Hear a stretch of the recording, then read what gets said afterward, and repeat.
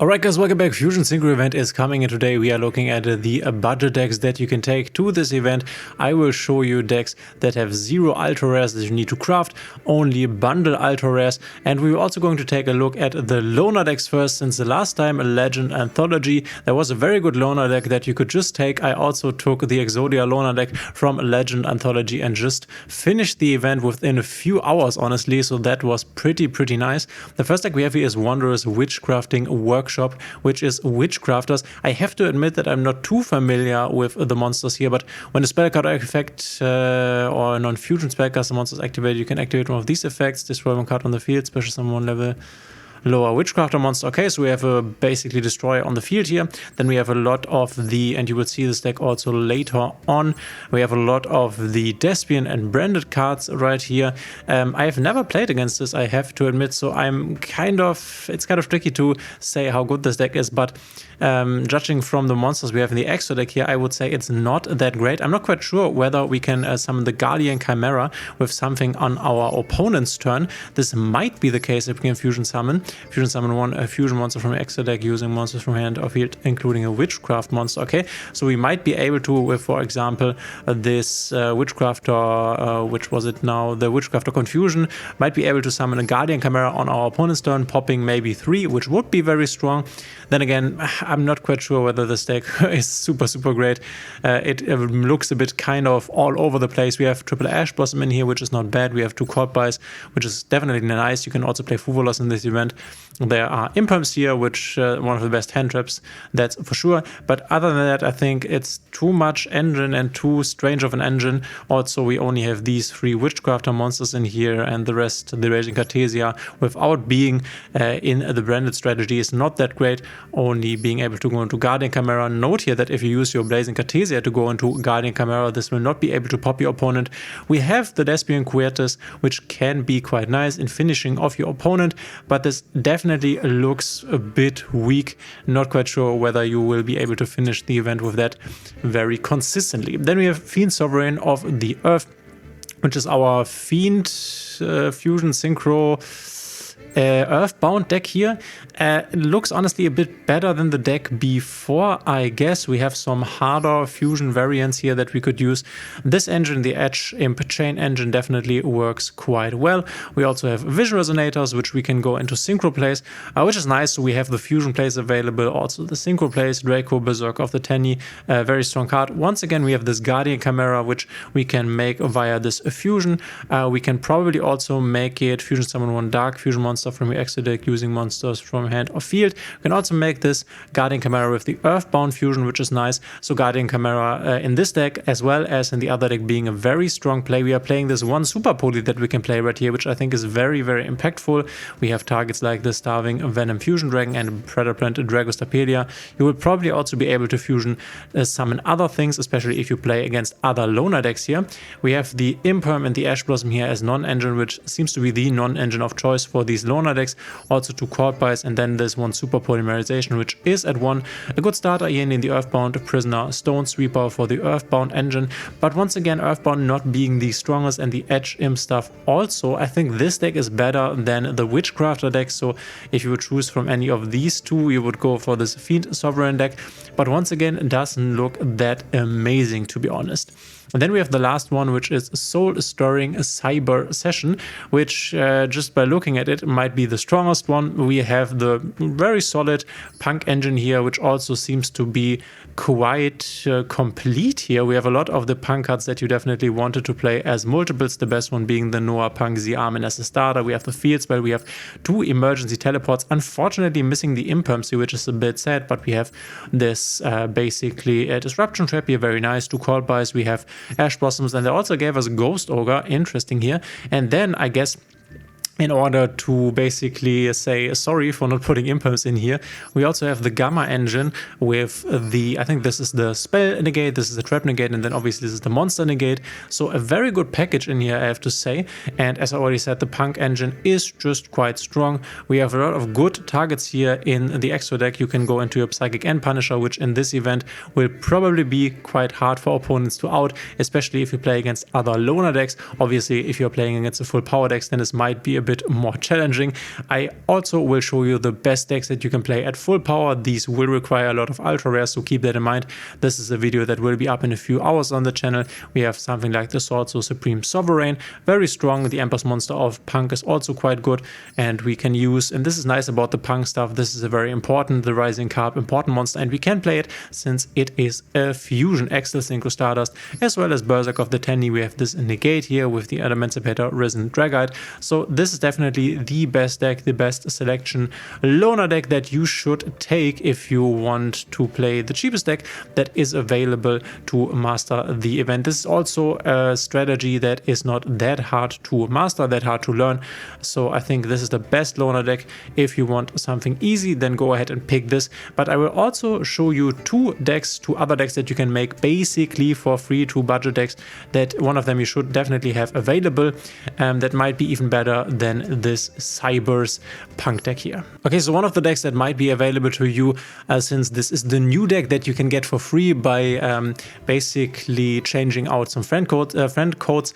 I saw that a lot of you did this also in my comments. I guess a lot of you also did it in comments of other people. You can also, by the way, do it with a new account that you make yourself, I think. So it's not that hard to really get this free deck here. And there are also only ultra rares in here from the free deck that you get with the first friend code basically, and then from the bundle offerings that you should get on a new account as soon as possible. So I'm assuming you already have them or can get them.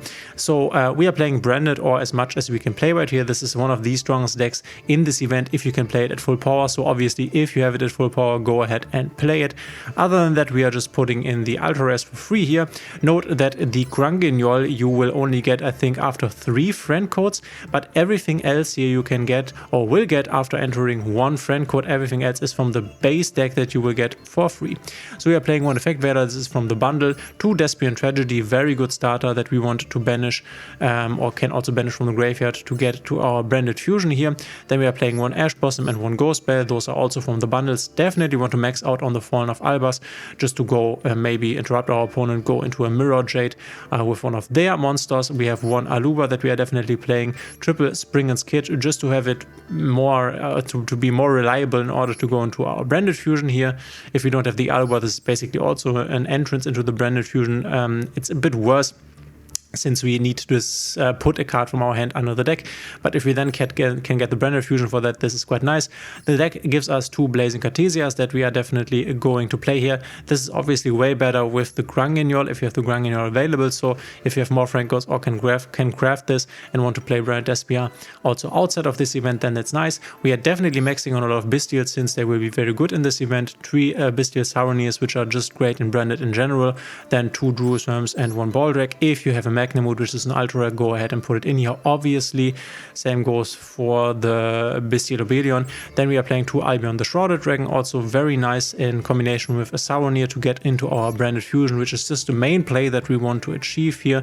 Then we have the Nibiru from the free package, as well as a triple Tactics Talents. 1 branded and white to go into our Mirror Jade. The branded fusion is in the deck. Then we have 1 Despia. Maybe if we don't get into our branded fusion, we can use this for fusion summon. The 1 droplet that is for free. We have triple branded opening, which is just a normal rarity card that is super nice. Branded and high spirits can also often get you into branded fusion, especially with a lot of Sauroniers in the deck. We have the branded in red. If you can get a Guardian Chimera or have a Guardian Chimera, put it in here. It is an ultra rare, but a very good one in this event, and you can summon it with the branded in red. We have this 1 free Infinite Permanence, then branded Banishment, Fusion Duplication, Solemn Judgment, and then also branded Retribution. For the extra deck, we are going for 1 Bretterplant Stogostopelia, Brigand the Glory Dragon, Sprint the Iron Dash Dragon, Albion the branded dragon. It's at 1 here, but we only have 1 also from the deck. Same as with the Mirror Jade from the deck and the Lobelion from the deck. And once again, if you have it, put in the Grungignol, otherwise you don't need to. And then we are playing Chaos Star Sword Dragon. So I think branded and this budget version will be very successful, and this is definitely a better deck than all of the loner decks that you can grab. This is the best deck that I can show you right now, but there's also another deck that a lot of people will probably have available that is worse than branded, but also a good budget choice. So the other deck that you can also choose, and I will still show you something more after after this, I have one more suggestion that you could in theory use if you wanted to, even though it is not that great, is Swordsoul here at this point. This is with cards only from the free deck that you could get as a beginner, also with the friend code thing, same as before. This was the deck that was available before Branded was available, so we are playing triple Drawn and Lockbird since this is an available super rare in here. We are playing 2 Ash Blossom and Joyous Spring, we have 1 Ghostman and Haunted Mansion, also from the pack obviously. Oh sorry, I've put in another Ash Blossom here, so this goes out and you have to replace it for something else.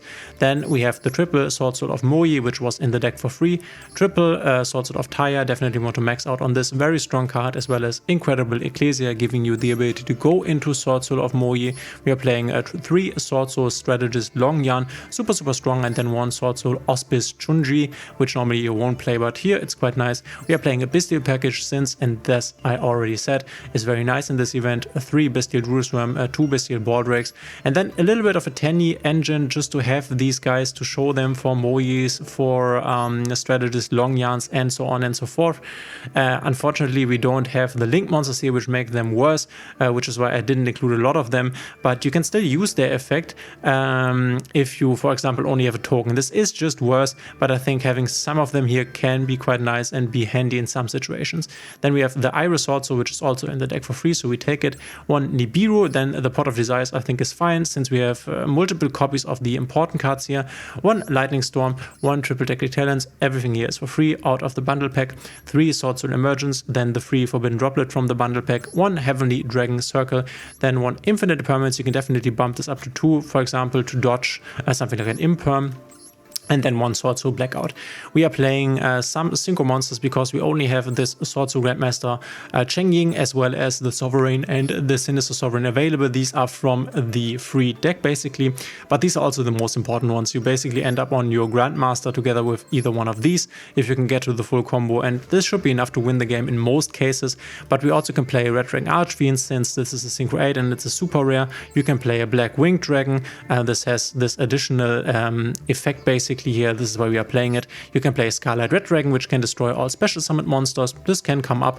We can play the Ascension Sky Dragon if you wanted to. I'm just putting in here more level 10s because we can also make the level 10s with the level 4 Synchro Tuners and the Bestials.